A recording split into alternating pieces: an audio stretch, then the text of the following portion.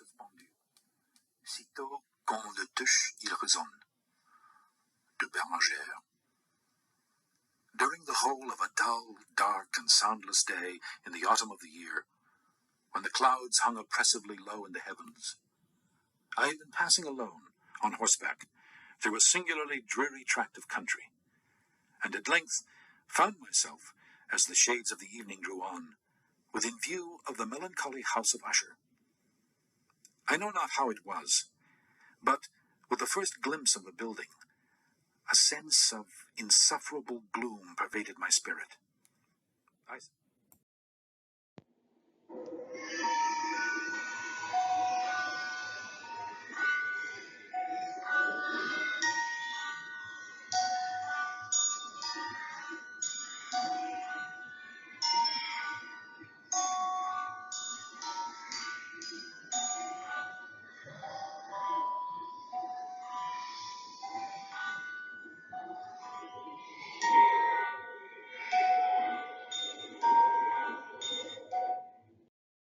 Three different uses to which the details of setting are often put. Referential, atmospheric, symbolic. Let's begin with the referential, excuse me, which provides a bridge between the story plot and the world to which it refers and is about. With regard to setting, Kennedy and the rest are minimalist. Setting is, quote, the time and place of a literary work. The Norton is better. It's more expansive and helpful. The Norton editors describe setting as the element of the story that, quote, generates the conflicts, defines the characters, and gives the story purpose and meaning. So much so that there would be little, if any, story left of all the details somehow transported to a different time, place, and social milieu. Setting is functional. Time, place, and social milieu matter. And setting situates a story in a time, a place, a social milieu. The husband we find, and this is the Gilman story, of course, is a physician. One target, you could argue, of the story, especially to the extent that the story is satirical, it's a piece of satire, right? One target of the plot, to speak more specifically, the institution of medicine as practiced at this time and in this place. But as a few of you noted in passing, Gilman's setting is, quote, a colonial mansion, a hereditary estate in which wealthy upper-class people live. Not a place or social milieu usually associated with physicians, who at that time especially were economically well off, but not socially elite, not the owners of hereditary estates. Not typically. You see how setting points to purpose and meaning. One purpose of the story could be to characterize the lives of rich folks, he's a doctor after all, living on an estate that's been, quote, secured during a very specific post-colonial era, the late 1800s, as several of you know. The story is not just about the medical profession then. It's also about people who are fairly well off and perhaps newly well off. Read on. Note how several quote, excuse me, several of you quote the line quoted above. The house is a colonial mansion, a hereditary estate, I would say a haunted house, something queer about it. That's a quote from Gilman. As a student from another section writes, the narrator is also haunted, queer, and much like that colonial mansion, many rooms to be explored. The house is thus a symbol. We'll talk about this in a couple of plates. But the referential use of the details of setting emphasizes the non-symbolic, real-world qualities of the house, what it represents economically, socially, politically, culturally, and so forth. Samantha, quote, the house is characterized as, quote, a hereditary estate in a colonial mansion, which suggests that it represents old traditions and strict colonial era rules. Ruth Ann notes, appositely, how such other details of setting, mostly to do with the room's prison-like qualities, quote, reflect the accepted limitations on women, particularly regarding mental health and free will, in the late 1800s through the early 1900s. Elijah, a student in another section, notes what the narrator sees outside one of her windows. Quote, I get a lovely view of the bay and a little private wharf belonging to the estate. There's a beautiful shaded lane that runs down there from the house. I always fancy I see people walking in these numerous paths and arbors. Well, this house once belonged to a wealthy leisure class. Maybe you can see that. And the doctor husband of the narrator, who's brought her there for the summer, she describes as a physician of high standing. Thus is introduced the issue of social class. Denise, a student in a different section, spies another layer. Quote, the narrator states that it is not often that ordinary people like her and her husband acquire homes like this. Obviously, there was some tradition in having a colonial mansion, but at the same time, the description of it makes it seem like the home itself presents a bad home. Gilman's setting helps to indicate the doctor's social aspiration. He is an ordinary person who has delightedly bought a mansion, a rather secured one, for the summer, an ancestral mansion, and one that makes the narrator, quote, think of English places that you read about. Husband John, we may infer, is a member of the nouveau riche. He's a social climber as well, and his self-confessed ordinary wife is, well, along for the ride. To conclude, just listen to Riley. I think this could be said with some surety. The temporal setting is very important. Atmospheric, then, pretty close to symbolic, but not identical. The atmospheric use of setting establishes mood. It creates an emotional weather, so to speak, through which the characters will be making their ways. The characters acknowledge it now and then, try to ignore it or defy it, implicitly if not explicitly, and even come to discover its truth, or as a truth, the truth that it has to offer, that has thus far eluded them. A famous example of such mood setting, it was a dark and stormy night. Hey, but here's a better one. I'm not going to read the whole paragraph.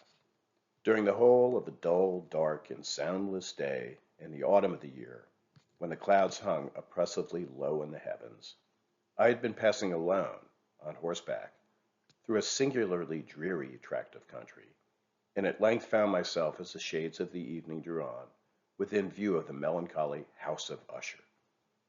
And it goes on from there. It's a wonderful little bit of mood setting that we have here, and a wonderful little bit of atmospheric setting going on in the opening of this very famous short story written by Edgar Allan Poe, that maybe some of you have read before. Okay, symbols will start to pop up, which is really the difference between the atmospheric and the symbolic, as I will be explaining down below. As we continue to read through this paragraph, we start to see symbols. Okay, but I think we have more of an atmospheric as opposed to a symbolic use of setting until that moment. And I think the distinction between those two, the atmospheric, the merely atmospheric, and the symbolic, will become clear by the end of the next couple of plates. But let's turn to something you guys had to say about Joyce. A perfect example of the atmospheric use of setting is indeed provided by Amanda in her discussion of Araby, which, as she says, uses Dublin's bleak streets to symbolize the narrator's disillusionment, all gloomy and drab.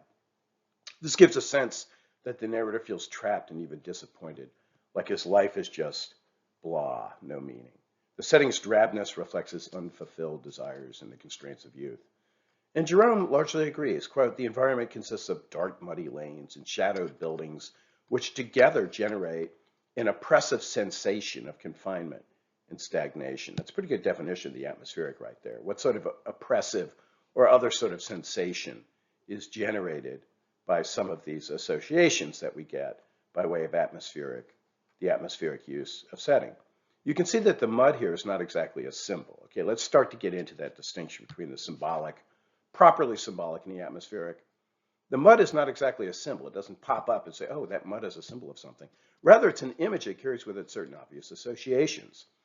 It is at best a metaphor, okay, muddy, and we talk about muddy thought, and a dead one. It's a dead metaphor. It doesn't pop up and call a lot of attention to itself as a symbol. That would be a live metaphor, which is a little bit closer to what we mean when we talk about a symbol. The mud here does not require attention and interpretation.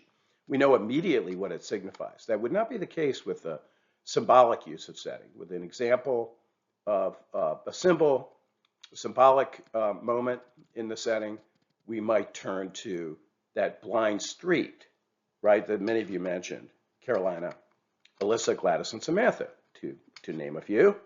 That blind street with houses that, quote, gazed at one another with brown, imperturbable faces. Now, that really calls some attention to itself, does it not? Okay?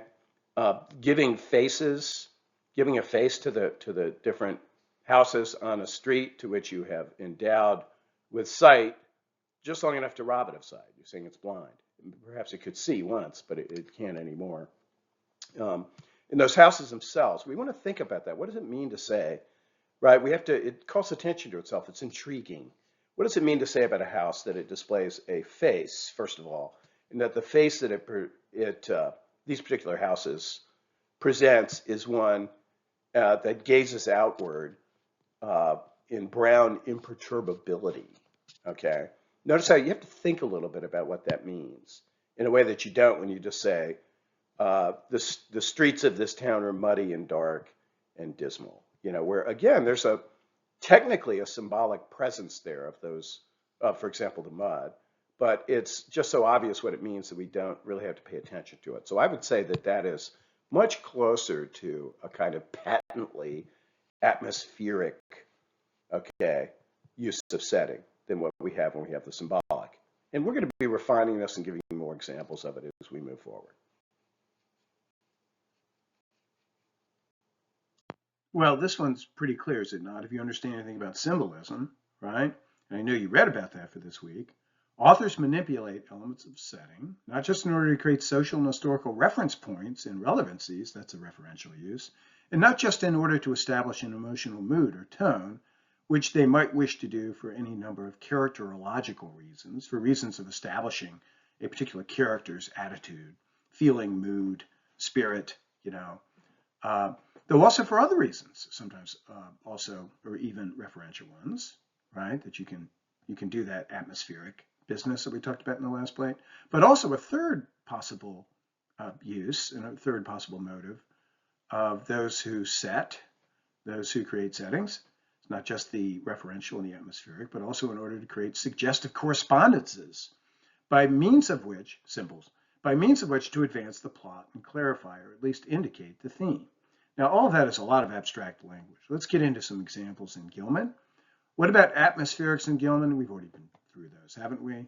As we have already intuited, perhaps, the narrator's, quote, disgust and loathing of her situation or established her dullness. Okay, as and something worse than dullness, right? As we were talking about in the last plate. The disgust and loathing of her situation, or disgust with, loathing of her situation, are established early on, even as the wallpaper is hung up, as it were, before the reader. It's repellent, almost revolting, a smoldering, unclean yellow. So what's the difference then, right? Well, the difference is that between a symbolic, that we want to use that term, we want to say that's a symbolic use of setting, as opposed to it just merely an atmospheric use.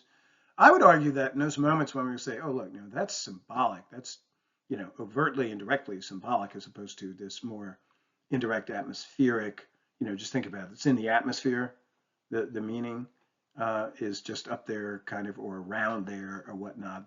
Symbolic is where, well, you'll see here in a moment, it's something that's more specific and something where there's a lot of attention paid to it. Let me read to you what I've written on it here. Setting becomes symbolic when its elements, these atmospheric elements, escape the atmospheric background to become the focus in their own right. I'm going to pause for a moment. Do you get that? But you can almost imagine that one of those clouds that are hanging very low in the sky, establishing a mood for the traveler in The Fall of the House of Usher from the last plate. If you can imagine one of the clouds, he suddenly started paying very close attention to it, and it became an item picked out of the atmospheric background and on which he focused, and it seemed to carry a lot of meaning. And he was doing something with that cloud that told us something about him, affording it a meaning, embodying it, okay, or imbuing it with a significance that struck us as very, very odd and striking. Okay, then I think we'd be in the presence of this third sort of use of setting, this third motive of those who set. The wallpaper works atmospherically, as we saw in the last plate. It works referentially, as in a rich person's wall covering. It also works symbolically. Abrams Harfam identifies symbol as a word or phrase that signifies an object or event, which in turn signifies something, or suggests a range of reference beyond itself. I want to get into just the idea, okay, more like the thing, the idea of color, or the thing of color, okay, this basic pigment of irreducible pigment of color. Here, the very color seems to have a certain significance when we think of the word yellow, right? The word red has a certain significance that we, I bet we could brainstorm and figure out what we might want to say that significance was. We could certainly say that about white. We could say it about gold, golden. For yellow, a feature or quality of an object, the wallpaper in this case, it's a traditional symbol, just as maybe you could say white is. White is a symbol of purity, right? Gold is a symbol of worth or value. Think, when we say, oh, I'm golden, or you're golden, we know what that means. Think of the story we would have. Here's a good way of testing just how effectual this color, you could just manipulate in color, something that basic can be as a symbolic use of setting. Imagine the title of the story being The Golden Wallpaper, okay, as opposed to the yellow wallpaper. I think you'd expect something very different, wouldn't you? And there's this novel by Henry James called The Golden Ball. Imagine calling it The Yellow Ball. And Doris Lessing wrote a book called The Golden Notebook, right? As opposed to the purple one, or working with the color purple. What about Alice Walker's The Color Yellow as opposed to the color purple? Something would be very, very different about these works. Think of yellow as opposed to golden or white, as I suggested a moment ago. One thing we know about yellow, it's not white or gold. It could be, used to be white, okay? And it yellowed, right? Where we would see yellow as a symbol of, well, it suggests something spoiled or faded, stale at the very least, something unwholesome, smoldering, unclean, which is from the story. This is a more precise significance beyond its vague, atmospheric suggestion of disgust and loathing, if you see what I'm saying. Moreover, the yellow of the wallpaper is more than a means of establishing an emotional atmospheric backdrop. It is of interest in its own right. There is nothing retiring about it, rhetorically speaking. Moving into the foreground, it calls attention to itself. Indeed, she, the narrator, becomes fascinated by it, as if trying to understand it. We're talking about the color, right? Textures too, but the color. The narrator herself calls attention to the color and its significance, its variations in tone and what they might mean.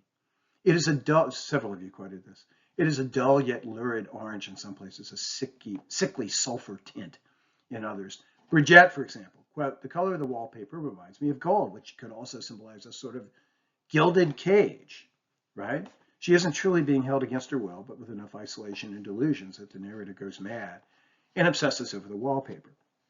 You'll see that to call a cage a golden cage, a gilded cage, is not to establish an atmosphere, but to, in fact, turn the room that is the gilded cage, the golden cage, into something, right? To suggest something about it that is beyond the thing itself. And that's what we call the symbolic use, very specific symbolic use of setting.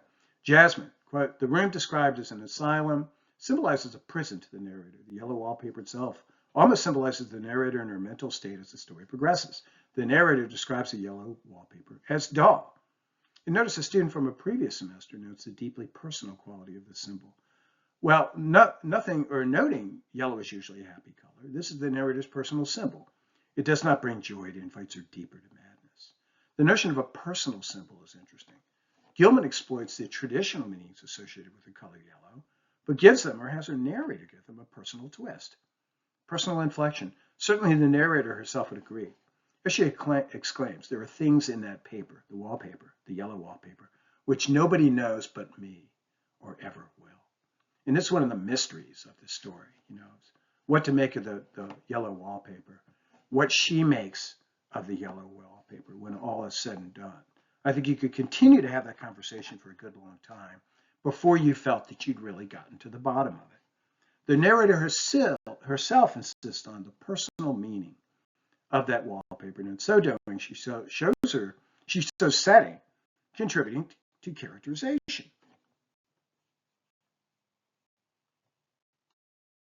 Plate devoted to the symbolic, one that explores and coordinates several of your insights.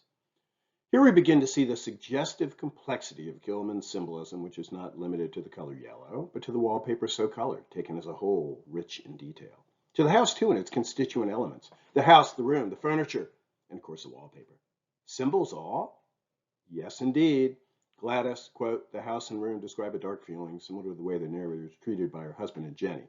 Notice how Gladys is there in the atmospheric dimension. We're going to get more specific and more symbolic. We're going to talk about those elements of the house and the room that pop up here in a moment. Riley, quote, instead of being in a place where she can get better, the house becomes a place where she loses herself. Samantha, quote, parts of the setting, like the bars on the windows, now those little details are showing up. Parts of the setting, like the bars on the windows and the nailed down bed, show how little control she has over her own life. Ruth Ann, the room in particular, quote, suggests a controlled environment rather than a place of care. The windows are barred for little children, and there are rings and things on the walls. It's a prison or a torture chamber almost. Gladys, quote, the room's floor, you see the detail into which Gilman is going. The room's floor is scratched and gouged and splintered. The plaster of the walls itself is dug out here and there, and this great heavy bed, which is all we found in the room, she's talking about when she and her husband first entered the room, looks as if it had been through the wars. Well, master bedroom, bed. Are we talking about the war between the sexes? Is that the war that this bed has been through? Which would be something of a harbinger of what happens in this story. Faith, quote, it is a, quote, a former nursery, this room, with barred windows and a nailed down bed, details which, quote, emphasize her infantilization and restricted freedom, as Jerome puts it. The infantilizer and restrictor in chief being husband John. Quote, her husband sees her as a child, as Faith notes. Yes, even before we get to the symbolic wallpaper, we confront the symbolic enclosing and confining, limiting structure of the room. Another student notes how, quote, there's a gate at the head of the stairs. Even the furniture carries ominous symbolic weight. You will recall that the narrator misses her old childhood chair that always seemed like a strong friend. And of course, many explore the same symbolic resonance when discussing the wallpaper in particular and its pattern, right? Setting, quote, can occasionally be an actor in the plot, one which, quote, prompts characters' actions. That's from the Norton. One can imagine the narrators projecting onto the wallpaper her inner hurt. S, all these little letters that follow down below are from people from other sections. And this being something of a horror story, the wallpaper is somehow playing along. But playing on which side? Playing on which side? Is it on her side of the wallpaper or not? Is it her enemy? The opposite of her old chair? Faith, quote, the wallpaper's oppressive presence reflects the narrator's increasing inability to escape her confinement, both physically and emotionally. The wallpaper is overwhelming and captivating, Ruth Ann. E, from another section, quotes helpfully, the narrator for a time regards the paper as reinforcing her sense of her own powerlessness. This is a wonderful quote. Quote, this paper looks to me as if it knew what a vicious, that's like very atmospheric, isn't it, influence it had. Now we get more symbolic. There was a recurrent symbolic spot where the pattern lolls, like a broken neck, and two bulbous eyes stare at you upside down. Moreover, as O notes, quote, she also thinks she sees someone within the wallpaper, a woman like herself. What does she make of her? For sometimes she sees a confined woman as just another victim. Nothing threatening, but not particularly reassuring either. Gladys, quote, the woman stuck in the pattern, quote, represents the narrator being stuck and confined to the room because of the emotional state she's in. Quote, this woman becomes a projection of herself, representing her own entrapment within societal expectations, okay, and the strict medical treatment imposed on her. That's Faith. Again, none of this is particularly cheering. Emily quotes, quote, sometimes I think there are a great many women behind and sometimes only one. And she crawls around fast and her crawling shakes all over. That's from Gilman. Scary, depressing, potentially disabling. Our heroine sees another victimizer, a, quote, taunting figure that keeps her locked away. Does it go that far? As Ruth Ann quotes, the woman in the wallpaper can seem vaguely threatening. The front pattern does move, and no wonder the woman behind shakes it. So you can see how at first, excuse me, at first, the wallpaper, the pattern, and the woman inside the pattern all seem to present this unified front that is threatening vaguely. Okay, even the woman seems to be a little bit threatening and seems to be on the side of the enclosing wallpaper, almost as though, okay, even if she is seen as something of a fellow sufferer stuck in the wallpaper, just as the main character is stuck in this room, she seems to be, unhappy about it and taking it out on the heroine, threatening her, as you can imagine, a fellow prisoner threatening you in a prison. But no, all that shaking, a number of you notice this, all that shaking soon starts to mean something more auspicious. Neither the aggression of an enemy presence, which just like that's a little bit like those bulbous eyes staring at you upside down from the broken neck in the paper, right? To the extent that you humanize those, turn those into a figure, right? You get the sense of an enemy presence, which is very aggressive towards you, right? Soon the shaking starts to mean, not to signify that, the presence of such an enemy, nor what I think we were just talking about in the previous paragraph, the desperation, okay, which at times can seem itself threatening, of a fellow sufferer, right? But the purposeful action of a freedom fighter, and a freedom fighter is kind of showing you the way. The woman trapped within is trying to escape. This is how this could be seen, as opposed to threatening you, she's actually trying to escape. That's what the shaking's all about. Quote, the faint figure behind seemed to shake the pattern as if she wanted to get out. This is how eventually the figure is seen, and the shaking that she does of the wallpaper is seen. Eventually, then, our heroine finds kinship in this figure. This seems very auspicious, imagining that the two of them may even team up. I pulled and she shook. I shook and she pulled. They seem to be working together to try to effect some sort of freedom, right? The paper and pattern remain symbols of confinement, even as the woman trapped within them starts to symbolize, both our heroine's situation, illuminating our heroine's situation, she too is trapped, as well as it would seem, healthy, constructive response to it.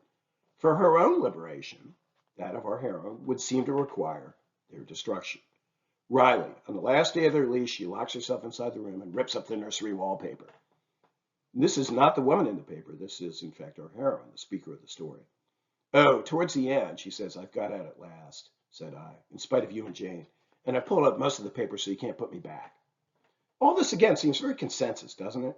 Or, sorry, very auspicious. The consensus, ripping off the wallpaper in this moment, represents the main character's bid for freedom. If she thinks she sees someone within the wallpaper mirroring her own entrapment, ripping it off might just signify her own potential liberation, right? But does this symbolic move, this is what I want you to think about, because I think the story is more complex than it seems at first. Does this symbolic move, making the wallpaper represent a confining presence and treating it accordingly, truly prove liberating? Think about that. Could not such mirroring prove the reverse, right? If she sees, as S from another section puts it, quote, that she has been likely seeing herself all along, and sees that the truth about herself has been and is available in that revelatory mirror of the walls, it could be potentially liberating.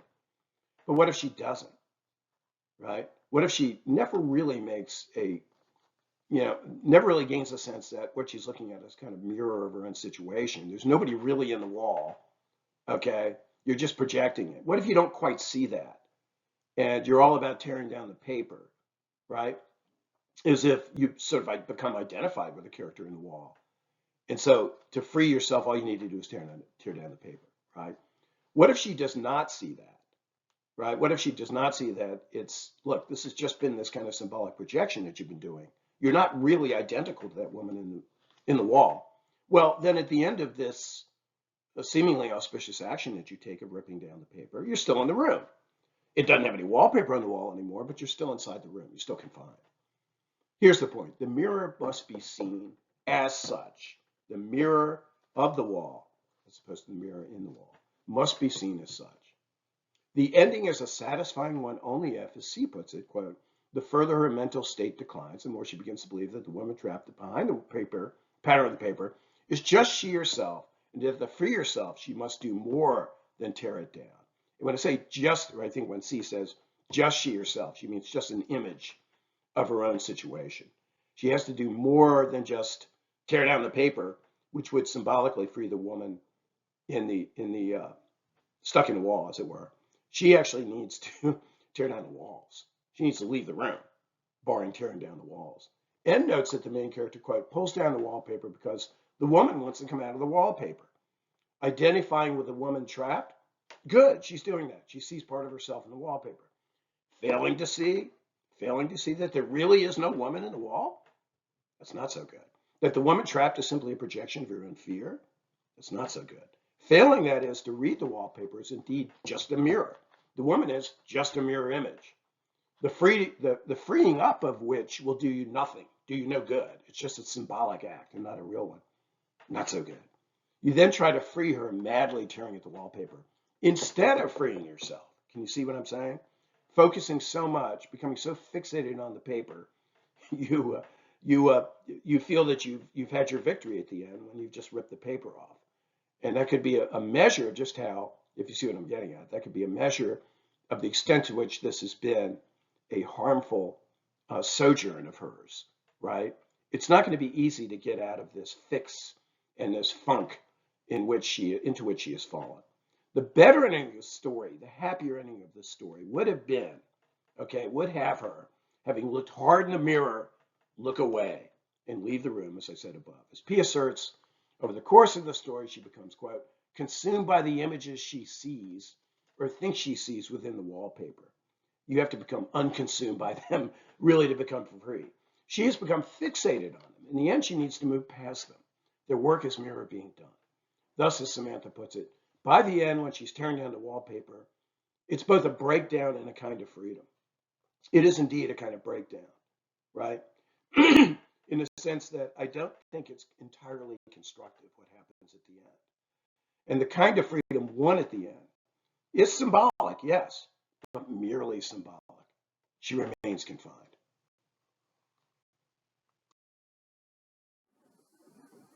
Indeed, wait until we get to Kafka. You don't have to wait long.